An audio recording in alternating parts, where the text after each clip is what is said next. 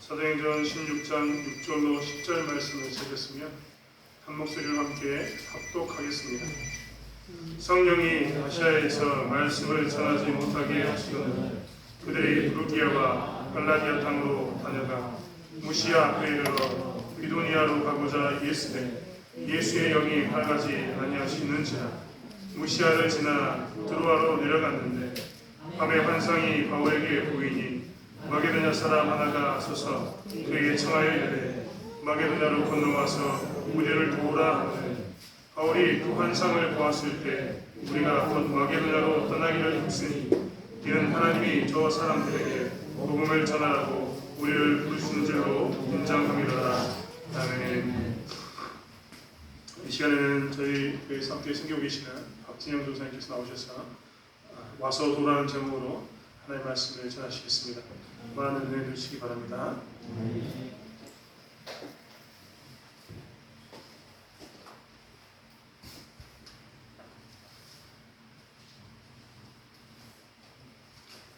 기도하시겠습니다. 하나님 감사합니다. 주 은혜로 불러 모아주시고 또한 주의 말씀 듣게 하시며 감사합니다. 부족한 종이 주의 말씀을 전합니다.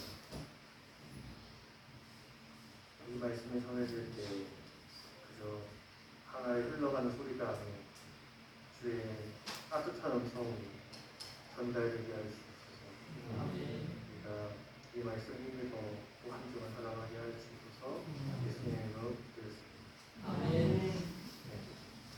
늘 올라오시던 분이 아니라 제가 갑자기 올라와서 좀 당황스러우시거든요.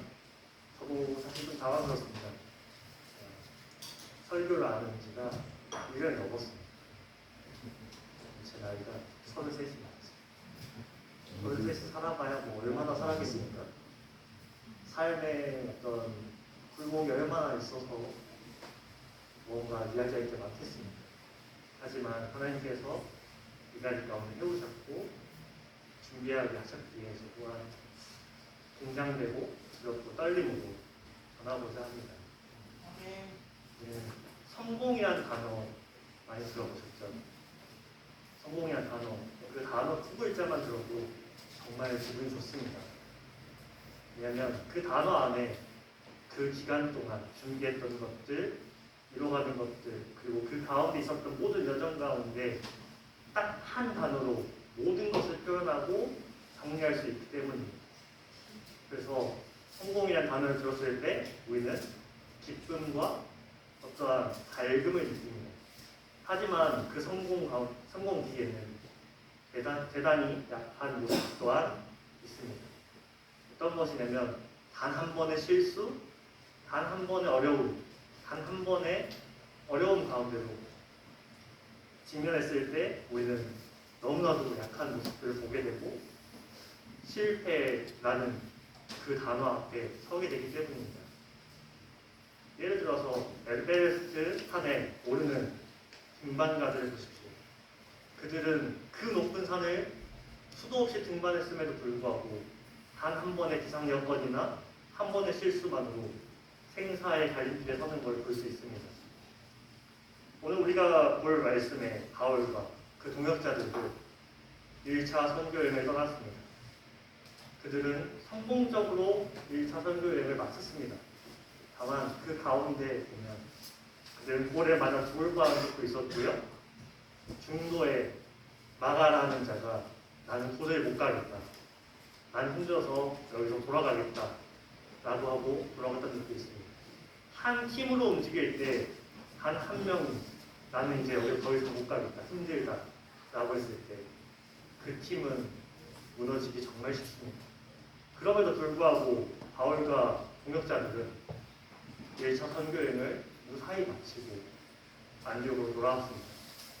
또한 사도행전 15장에 보시면 예루살렘 회의에서 그들을 다시 선교여행에 보낼 것과 이방인들에게 복음과 귀를 전하는 것이 마땅하다는 그 결론을 듣고 그들은 다시 한번 선교여행을 떠나기를 작정합니다. 그렇게 2차 선교여행을 준비하게 되는데요. 이들은 맨 처음에 계획한 것이 이렇습니다. 우리가 1차 선교여행을 갔던 곳으로 다시 가서 우리가 처음 복음을 전했던 자들이 어떻게 살고 있는지, 우리가 처음 살고 있는 자들이 살고 있는 모습을 보고 그 믿음 안에 굳건함을 우리가 보고 우리가 그것을 힘을 얻어서 그 주변으로 나가서 우리가 2차 선교행을 가자라고 생각하고 길을 떠납니다. 안디옥에서 출발해서 바울의 고향이었던 다소에 먼저 도착합니다. 바울이 다소에 도착했을 때 어떤 느낌이었을까요? 우리에게 고향은 어떤 느낌입니까? 저는 스트레스를 정말 많이 받을 때면 주변에 여수에 가고 싶다는 얘기를 많이 합니다. 사실 제 고향은 여수가 아닙니다.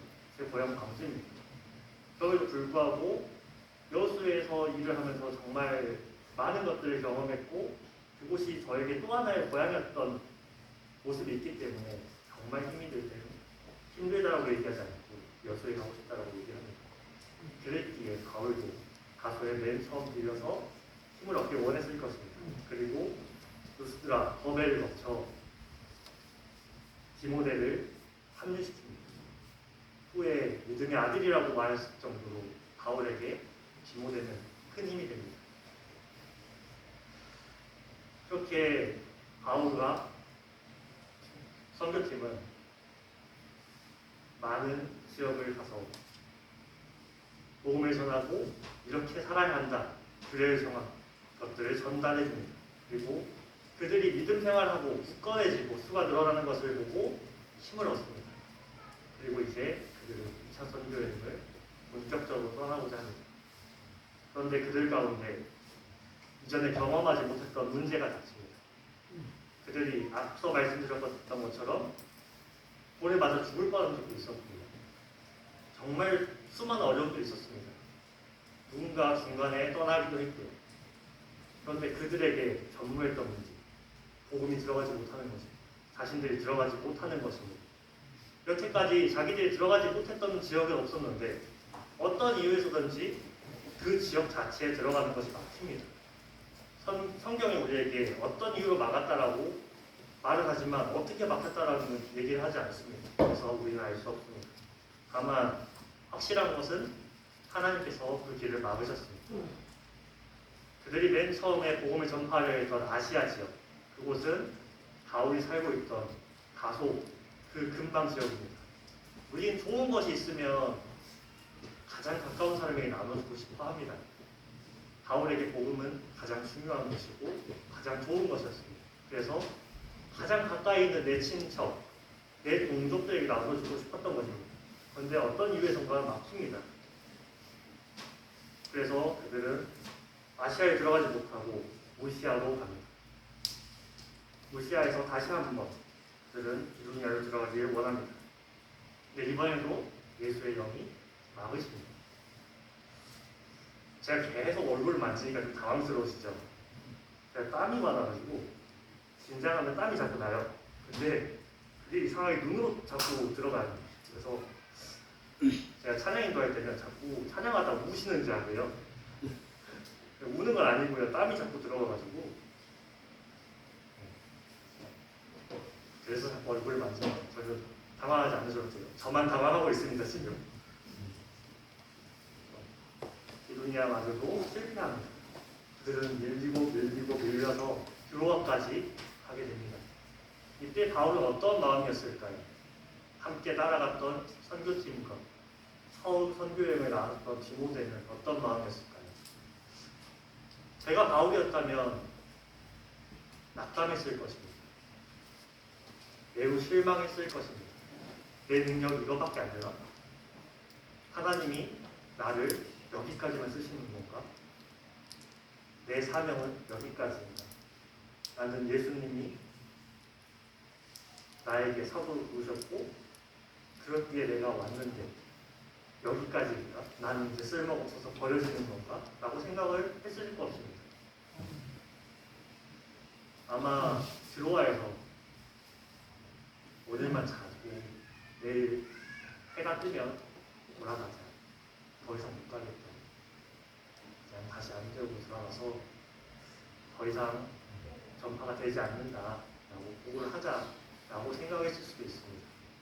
그렇게 그들이 있을 때 한 사람의 갑자기 나타납니다. 성경은 환상이라고 기록하고 있습니다. 바울 앞에 한 사람이 나타나는데 나는 마게도냐에서 왔고 우리에게 도움이 필요하다. 건너와서 도와주라 라고 얘기를 합니다. 바울은 그 환상을 보고 어떻게 생각했을까요? 저였으면 내가 너무 지쳤나 보다. 내가 너무 힘들어서 이제 헛것마저 보이나 보다. 나는 그냥 어차피 돌아갈 거니까 그냥 헛것밭 하고 돌아가야겠다 라고 생각했을 것입니다. 그러나 바울은 그러지 않았습니다. 그 환상, 단 한 번의 환상만 가지고 이것이 하나님께서 우리에게 마게도냐로 가는 신호다, 사인이다 라고 생각하고 떠나야겠다고 작정을 합니다. 근데 그것은 바울뿐만이 아니었습니다. 바울만 그렇게 느꼈다면 바울은 자신의 선교팀 모두를 설득해야 했습니다. 그러나 성경에서는 그들이 바울이 환상을 본 직후에 바로 떠나기 힘썼다라고 기록하고 있습니다.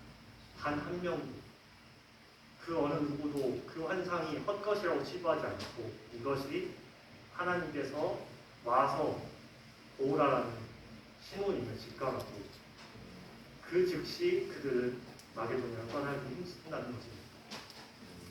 인생에 많은 어려움이 있죠. 그게 많은 부분에서는 내 욕심 때문이긴 합니다. 내 욕심 때문에 어떠한 것들이 어그러지고 비틀리고 막히는 것을 많이 봅니다. 근데 때로는 우리가 주의 일을 하는 데도 있어서 어려움들을 보게 됩니다. 제가 광주에서 교회 다닐 때 목요 전도팀이 있었습니다. 근데 그분들은 매주 목요일마다 나오십니다. 그리고 전도 용품을 챙겨서 나가십니다. 근데 그분들이 나가시는데 방학 때 한번 너도 와봐라. 같이 전도하자. 우리 이번에 남부대학교 갈 건데 같이 가자. 갔습니다. 갔는데 온갖 소리를 정말 다 들었습니다. 분명 나는 주의 일을 하기 위해서 왔는데 전도한다는 그런 복음, 정말 좋은 것을 전하기 위해서 왔는데 정말 교회에 다닌다는 이유 하나, 그 하나만으로 수많은 안 좋은 소리를 듣고 돌아왔습니다. 딱 하루 갔는데 말이죠. 그러면 하루도 아니지 매주 나가셨던 집사님, 권사님 도대체 어떤 얘기까지 들으셨을까 라는 생각을 하게 되었습니다. 저도 마찬가지입니다. 아까 광주에 교회 다닐 때 집사님, 권사님 그리고 사역하시는 전도사님들이 제가 청년일 때 신학 한번 해봐라. 수도 없이 말씀하셨어요. 제가 그때마다 저는 못 갑니다. 안 갑니다. 저는 그냥 청년으로 그냥 사역팀 사역이나 하고 그러다가 집사 되고 그렇게 성도로 살겠습니다. 라고 말씀드리면서 거절했습니다. 근데 어느 날 저와 가장 가까이 있는 한 지체가 저에게 신앙을 해보라는 겁니다. 여태까지 다 거절했는데 그 지체가 저한테 얘기하니까 단호하게 거절을 못하겠는 겁니다. 그래서 나에게 일주일만 시간을 주라. 뭐 아무도 없는 본당에 저희는 그때 당시 교회에 중위층이 있었거든요. 혼자 올라갔습니다. 성경책 하나 들고 그리고 기도했습니다. 가야 되니까. 하나님 이걸 가야 되니까. 그때까지 저에게 목사란, 교역자란, 목사 집안에 태어나서 모든 성도님들이 봤을 때 쟤는 정말 커서 목사가 돼도 될 것 같다 라고 하는 사람만 가능하다고 생각했습니다. 그런데 저는 저희 집에서 혼자 다니거든요. 그래서 저한테 가라고 하니 얼마나 어렵겠습니까? 그렇게 기도를 하고 결국 신학교를 갔습니다. 그리고 그 집안에서 저의 신학을 서포트하겠다고 약속을 해주셨습니다. 또 다른 가정이 사역지를 소개시켜주고 후에 신학교를 졸업하면 미국 유학을 보내주겠다 라고 얘기했습니다. 정말 좋지 않나요? 혼자 교회 다니는 사람이 신학을 하는데 그 모든 과정을 서포트해 줄 것이고 또 다른 가정이 신학교만 졸업하면 미국으로 유학을 보내고 그리고 모든 학교에 다 지원해 줍니다. 저도 그렇게 하면 정말 좋을 것 같았어요. 미국 유학까지 갔다 오면 큰 교회도 갈 수 있겠죠. 일반적인 사람들이 말하는 대형 교회도 가기 쉽겠죠. 그런데 어려움이 찾아왔습니다. 우리가 흔히 TV에서나 볼 수 있는, 제가 상세하게 다 말씀을 못 드립니다. 저한테 이게 너무 큰 아픔을 때문에 TV에서나 볼 수 있는 그런 일들이 저에게 일어났습니다. 그 가정과 삐어졌고요. 그리고 그 가운데서 서포트 약속받은 모든 것들이 다 취소가 됐습니다. 그와 동시에 미국 유학도 취소가 됐습니다. 제가 신학을 감에 있어서 모든 서포트 해주겠다 했던 1부터 10까지 다 취소가 된 겁니다. 그때 저는 대인 기피가 왔어요. 그때 제가 카페에서 일하고 있었거든요. 손님이 오면 손님하고 말을 못합니다. 카페니까 수도 없이 손님이 들락날락 하는데 손님이 와서 주문하려고 하면 다른 알바생을 그쪽으로 밀고 저는 뒤로 가는 겁니다. 모르는 사람과 얘기하기가 너무 힘들었습니다. 그리고 카페를 그만두고 산으로 들어갔습니다. 무등산에 기도원이 하나 있는데 그곳에 들어가서 밤을 하나 잡았습니다. 하루가 24시간인데 20시간을 잠만 잤습니다. 아침에 일어나면 성경 1시간 보고 다시 잠이 듭니다. 너무 스트레스를 받으니까 자면 조금 편하니까 계속 잠만 자는 거예요. 그리고 내려와서 밤에 광주에 양산동하고 첨단에 있는 다리가 있습니다. 영산강 다리가 있는데 그 다리 한가운데로 서봤습니다. 근데 하나님께서 끝까지 제 생명을 지켜주시더라고요. 저는 그 가운데서 정말 안 좋은 선택을 할 뻔했는데 겁이 나게 만드시더라고요. 그리고 다시 돌아왔습니다. 무사히 돌아와서 지금 이 자리에 서 있는 것처럼 말이죠. 그때가 4학년 2학기 시작하기 전에 여름방학이었습니다. 담임 목사님이 지금 앉아 계시는데 전화 왔습니다. 모든 상황을 다 알고 난 뒤에 전화하셔가지고 학교 가야지 라고 말씀하십니다. 개인 피가 온 사람 입장에서 동기 말고는 아는 사람이 아무도 없는 그 학교에 가는 게 너무너무 무서웠습니다.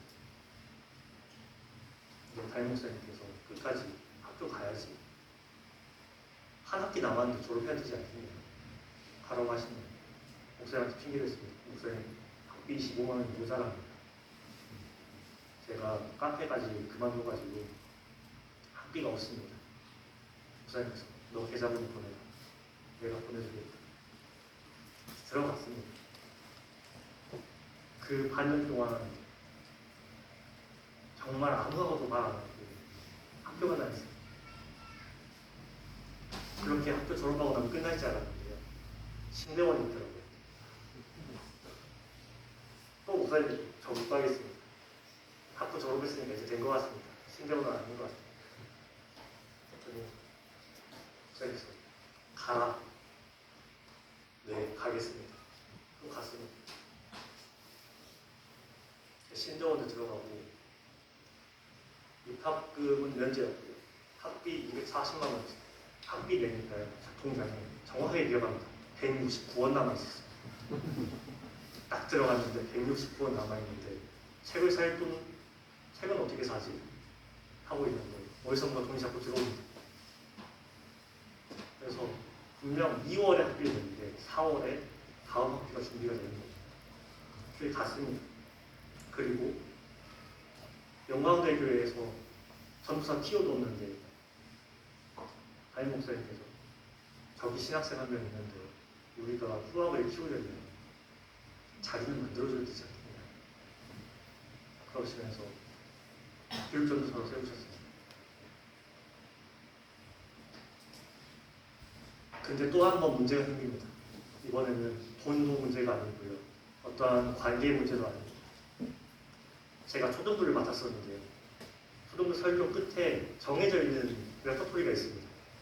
어떻게 살아야 한다. 우리가 어떻게 사는 어린이가 됩시다. 이렇게 딱 정해져 있습니다. 저는 그대로 설교를 해야 됩니다. 그 사이에 있는 모든 요소는 다 바꿀 수 있는데 마지막 결론은 딱 정해져 있는 것입니다. 주중에 설교 원고를 다 쓰고 나서 토요일에 딱 꺼내봅니다. 교회에 가서. 그러면 도저히 설교를 못하겠는 부모님을 공경하는 어린이가 됩시다가 결론인데 제가 그 뒤에 부모님께 짜증을 내고 화를 낸 겁니다. 새벽 3시까지 잠을 못 잡니다. 새벽 4시에 일어나야 되는데 새벽 예배 가야 되는데 새벽 3시까지 같이 사는 전도사님이랑 2명이서 끙끙 앓는 겁니다. 우리 어떻게 하지? 내일. 그러다가 도저히 안 되겠네요. 김영준 목사님 찾아갔어요. 목사님 안 되겠습니다. 못하겠습니다. 교회에서 다시 부는데요. 이렇게 해서 제가 그 많은 돈을 특혜를 받는 다른 사람이 받는 게 나을 것 같습니다. 그만하겠습니다. 김영준 목사님 끝까지 많이 있었어요. 한 달만 더 있었거나 아니면 목사님 누가 있습니다. 저 이제 못하겠습니다. 그만하겠습니다. 김영준 목사님 알겠다. 사임하자. 라고 하시고 영광대교에 나갔어요. 그러고 나니까요. 다임목사님께 또 전화하시더라고요. 와라. 네? 목사님 저 영광대교에도 멀어서 그만두고 나왔는데 더 깊은 산으로 오라고요? 와라. 내가 여기서 할 게 많은데 와서 나 좀 도와줘. 와서 내가 주일학교도 해야 되고 예배 설교도 해야 되고 할 게 많으니까 일단 와라. 일단 오면 내가 너 할 일 줄게. 일단 와서 나 좀 도와줘. 라고 말씀하십니다. 왔습니다. 왔더니 목사님께서 너 설교 좀 해라. 내가 설교하는데 힘들다 이제. 설교 좀 해라. 그게 1년이 지났습니다. 1년 동안 제가 목사님 못합니다. 저 시간이 안 되고요. 저 신학교 휴학했고요. 지금 설교 신지 반년이 넘었는데 하라고 못합니다. 계속 거절했습니다. 근데 목사님께서 저번 달에 딱 한마디 하셨어요. 너가 성경을 이해되지 않으면 모든 책임 내가 질 테니까 설교 한 번만 하자. 그때 제가 알겠습니다. 준비하겠습니다. 라고 찾아가고 준비한 설교가 오늘입니다. 바울의 하나님은 어떤 하나님이었을까요? 너 내 아들 예수 박해했으니까 여기서부터 여기까지 책임지고 너가 결과 만들어와 라고 하는 하나님이었을까요? 너 내가 내 아들 박해했으니까 여기서부터 여기까지 쓰고 너 버릴 거야 라고 하는 하나님이었을까요? 아니었습니다. 하나님 끝까지 바울에게 책임을 전혀 묻지 않으셨습니다. 책임 내가 질게. 너 이방인 사도로 내가 불렀어. 책임은 내가 질 거야. 근데 내가 이곳에 복음을 전하기 위해서는 너가 필요해. 나 좀 도와줄래? 그게 하나님의 부르신 거죠. 그걸 알고 있었기에 저였으면 그 상황을 포기했을 것을 바울은 포기하지 않았습니다. 그리고 한 상황을 보았을 때 이것이 하나님의 부르심이다 하고 나아갔던 것입니다. 사실 사도행전 16장 후반부가 제가 처음 했던 적이에요. 신학교 가고 나서 중고등부 수련회 설교인데 후반부를 처음 했어요. 오늘 설교도 후반부를 준비했으면 편했겠죠. 원고와 노트북이 그대로 남아있으니까 그거 그냥 가지고 꺼내와서 다시 외우고 다시 복습하고 하면 오늘보다 덜 더듬고 오늘보다 덜 헷갈리게 할 수 있었을 텐데 말이죠. 근데 하나님께서 끝도 없이 계속 전반부만 마음을 주시는 겁니다. 와서 도우라. 와서 도우라. 그래서 한 달을 준비했어요. 원고 작성을 한 달 전에 했고요. 그 사이에 계속 보면서 수정하고 또 수정했습니다. 그러면서 하나님께서 어느 날 제가 원고를 쓰는데 정말 막막한 겁니다.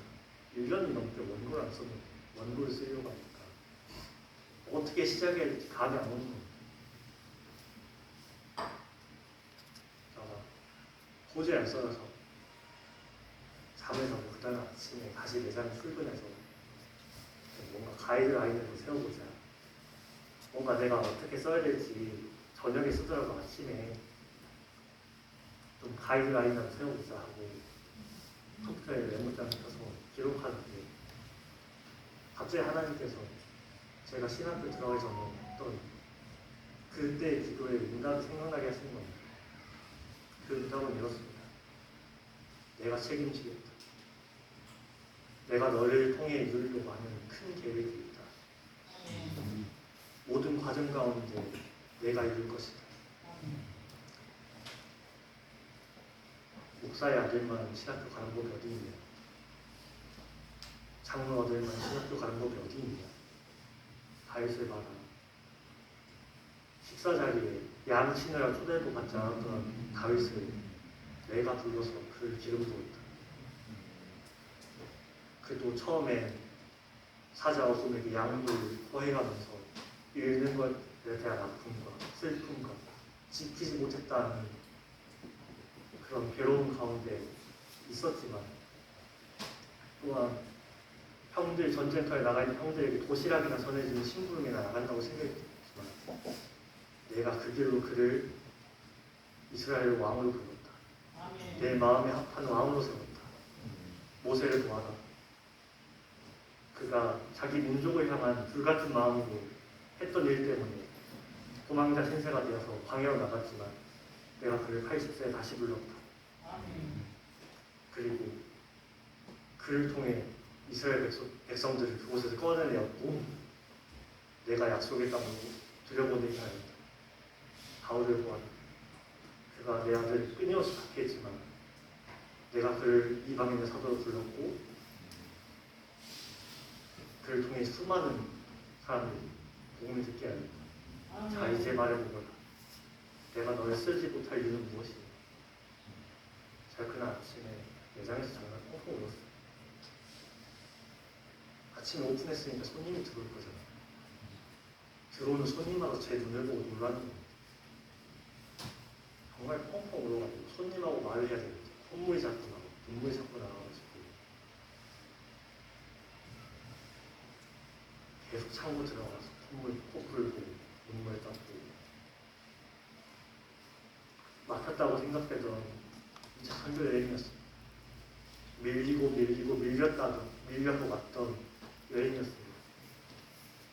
근데요, 그 막힌 그 밀렸던 선교 여행이 지금 여기 있습니다.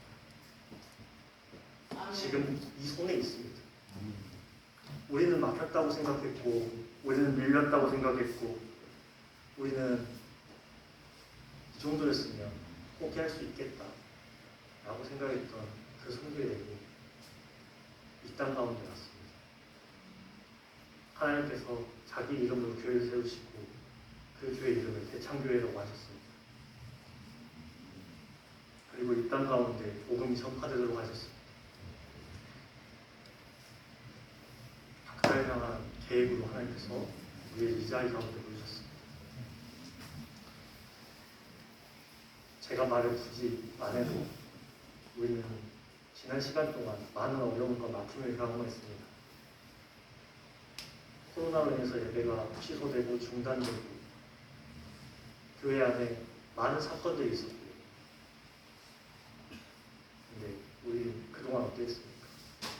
그동안 예배를 할 수 없고요. 주일학교를 시작할 수 있었습니다. 막혔다고 생각했는데 우리는 지금 이 자리에서 예배드리고 있습니다. 하나님께서 그 기간 동안은 그 누구에게도 책임을 묻지 않았습니다. 책임을 물었던 건 우리 자신들입니다. 오히려 그 기간 동안 우리에게 각자 할 수 있는 그런 일을 맡겼습니다. 누군가는 창틀을 붙였고요. 누군가는 단열재를 붙였고요. 누군가는 누군가는 그들을 위해 식사를 준비했고 누군가는 그들을 위해 기도했습니다. 매주 지어져가는 주일학교 예배당의 모습을 보면서 속으로 기도하시는 분들도 있을 거예요. 어떠한 모양, 어떤 모습을 보였든지 간에 복음을 전하는 아름다운 소리로 우리를 사용하셨습니다. 하나님께서의 부르심이 여러 가지가 있습니다. 에베소서 4장 11절에 그가 어떤 사람은 사도로, 어떤 사람은 선지자로, 어떤 사람은 복음 전하는 자로, 어떤 사람은 목사와 부사로 삼으셨습니다. 앞에 앉아 계신 담임 목사님 같은 분이겠지요. 근데 그들의 부르심의 목적은 이러합니다. 바로 다음 절입니다. 성도를 온전하게 하는 것. 성도를 온전하게 하는 것이 이들의 부르심입니다. 그러면 이들의 부르심만 있고 끝입니까? 아닙니다. 4장 12절에 가장 중요한 우리 모두를 향한 하나님의 도움의 부르심이 있습니다. 공사의 일을 하게 하고 그리스도의 몸을 세워가는 것, 즉 복음을 전하는 것입니다. 지금 미전도 종족이 없다는 얘기를 많이 합니다. 복음이 들어가지 못한 지역이 거의 없다는 얘기를 합니다. 수많은 언어 성경이 번역이 완료가 됐다고 합니다. 그럼 이제 복음을 전하면 그만해도 되지 않을까요? 그런데 우리가 저 깊이 열어서 나가면 우리가 수많은 복음을 전해야 될 사람들을 보게 됩니다. 제가 2달 전에 SNS를 열어서 보니까요. 성수동의 한 교회 건물이 팔렸습니다. 새 예배당을 짓고 기존에 쓰던 예배당을 매각했습니다. 분명히 전시장, 전시 용도로 사용하겠다고 매각했는데 그곳이 클럽이 되어 있습니다. 내부 인테리어를 그대로 놓고 조명만 나갔습니다. 정말 그 모습을 보고 저는 할 말이 있었습니다. 이것이 불과 10년, 20년 전에 유럽에서 일어났던 일이기 때문입니다. 이처럼 우리는 앞으로 나아가서 복음을 전해야 될 수많은 일들이 있을 것입니다. 그 길 가운데 하나님께서 우리에게 책임을 묻지 않으실 것입니다. 하나님께서 길을 여실 것입니다. 예수님께서 우리에게 분명히 말씀하셨습니다. 그러므로 너희는 가서 모든 민족을 제자로 삼아 아버지와 아들과 성령의 이름으로 세례를 베풀고 내가 너희에게 분부한 모든 것을 가르쳐 지키게 하라. 볼지어다 내가 세상 끝날까지 너희와 항상 함께 있을 것입니다. 아멘. 하나님께서, 예수님께서 나 이제 너희한테 몸을 맡기고 나는 뒷전에 있을 테니 너네가 결과 가지고 와 라고 하지 않으십니다. 항상 함께 있다고 하십니다. 책임을 내가 지겠다. 너는 와서 도우라. 아픔 속에서도 그저 그 환상 딱 한 번, 단 한 번의 환상, 그 환상이 말하는 건너와서 우리를 도우라 라고 했던 그 외침에 그 땅을 떠나기로 힘썼던 바울처럼 또 그의 동역자들처럼 주의 부르심에 순종함으로 그리스도의 몸을 세워가고 우리가 마지막 때에 주의 얼굴을 배울 때 수고했다, 고생했다, 정말 힘들었을 텐데 포기하지 않고 내 몸의 부름에 응답해줘서 고맙다 라고 주님의 음성을 듣는 우리 대창교회 모든 성도님들 되시길 소원합니다. 하나님 감사합니다. 부족한 우리입니다. 조금만 막혀도 이제 내가 이 교회에서 할 일은 끝났다. 나는 그저 예배만 드리고 교회만 다니겠다 라고 하는 우리입니다. 하지만 이제 우리가 바울처럼 살기 원합니다. 우리가 그 막힘 가운데서도 단 한 번의 주님의 부르심에 응답하여 우리가 다시 한번 주의 자녀로 살기 원합니다. 그러니까 지난 가운데 수많은 교회적 어려움과 막힘 가운데 있었지만 이것이 우리의 믿음을 더욱더 굳건하게 했고 이것이 우리의 관계를 더욱 끈끈하게 만들었으면 우리가 이제야 알았습니다. 이 모든 것이 우리에게 은혜였으면 그저 흘러가는 대로 있었으면 아무런 어려움 없이 있었으면 절대 알지 못했을 하나님의 은혜였음을 잊지 않습니다. 우리가 그 은혜 안에 거하며 우리가 복음을 전하는 자, 그리스도의 몸을 세워가는 자들로 살아가게 하여 주셔서 예수님